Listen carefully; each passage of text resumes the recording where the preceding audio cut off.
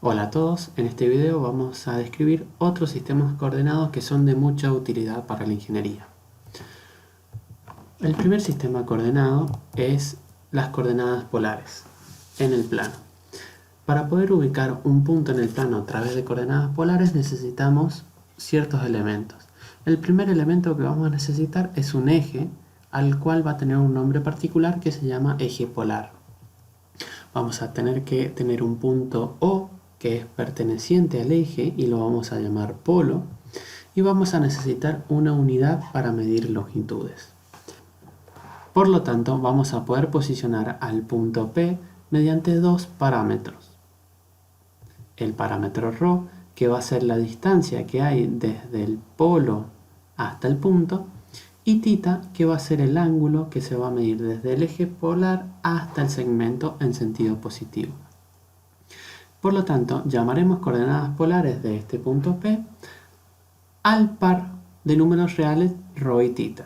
Como bien dijimos, ρ va a ser la longitud del segmento OP, va a ser siempre positivo, y θ va a ser el ángulo que está determinado por el semieje polar positivo y el segmento OP, siempre medido en sentido antihorario, sentido positivo. De esta forma, cualquier punto del plano lo vamos a poder ubicar perfectamente con estos dos parámetros.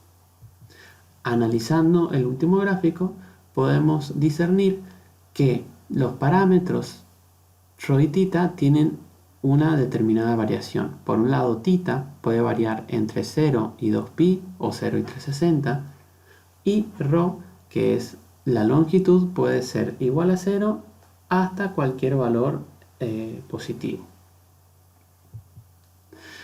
Entonces ahora este punto en coordenadas polares va a tener dos componentes, dos coordenadas, la coordenada ρ y la coordenada θ. Para poder entender mejor el uso y aplicación de estas coordenadas, vamos a suponer que hay una persona en un balcón que necesita ser rescatada. Por lo tanto, llega el camión de bomberos con su escalera y procede a estirar y elevar su escalera para llegar al balcón.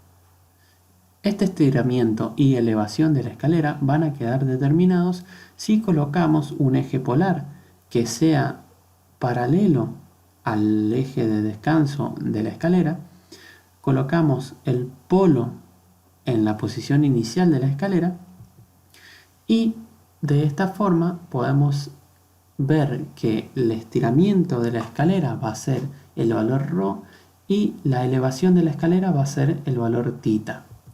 Por lo tanto, el maquinista del camión nos informa que la escalera se ha tenido que estirar 10 metros y elevar 40 grados.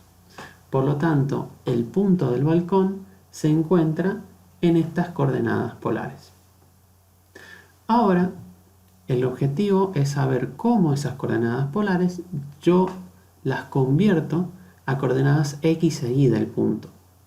Para poder hacer eso, yo voy a tener que tener unas ciertas condiciones o requerimientos. El primero va a ser que el eje polar va a tener que coincidir con el eje X de las abscisas. El polo va a tener que coincidir con el origen de coordenadas y por ende, perpendicularmente al eje polar va a estar el eje Y. De esta forma, yo voy a poder encontrar las componentes X e Y de ese punto P en coordenadas cartesianas. Por lo tanto, va a existir un cambio de coordenadas. Yo voy a poder pasar de coordenadas polares a cartesianas aplicando los conceptos de trigonometría, ya que la componente X va a ser igual a la magnitud de la hipotenusa multiplicado por el coseno del ángulo θ. Y por otro lado, la componente en Y va a ser igual a ρ por el seno de θ. De igual manera, si yo tengo coordenadas cartesianas, puedo encontrar las coordenadas polares aplicando Pitágoras, ya que ρ va a ser igual a la raíz cuadrada de los catetos al cuadrado y θ va a ser la cotangente del cateto opuesto sobre el adyacente.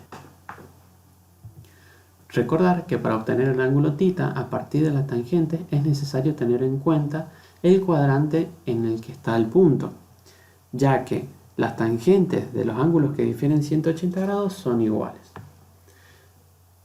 Para terminar con el ejemplo, entonces lo que nosotros vamos a necesitar es encontrar la componente en x que va a ser igual al valor de ρ, que es 10, por el coseno de θ, que es 40 grados. Y por otro lado, encontrar la componente en y, que va a ser ρ por el seno de 40 grados. Esto nos da 7,66 y esto 6,43 metros. Por lo tanto, el mismo punto P en coordenadas cartesianas tendrá las componentes 7,66, 6,43. Luego tenemos las coordenadas esféricas en el espacio. Dados tres ejes ortogonales, x y z, y el origen, vamos a llamar coordenadas esféricas de un punto a una terna de números, la terna ρ, θ y φ. ¿Cómo vamos a definir ese ρ, θ y φ? De la siguiente manera. ρ es la longitud del origen al punto P y se va a llamar radiovector.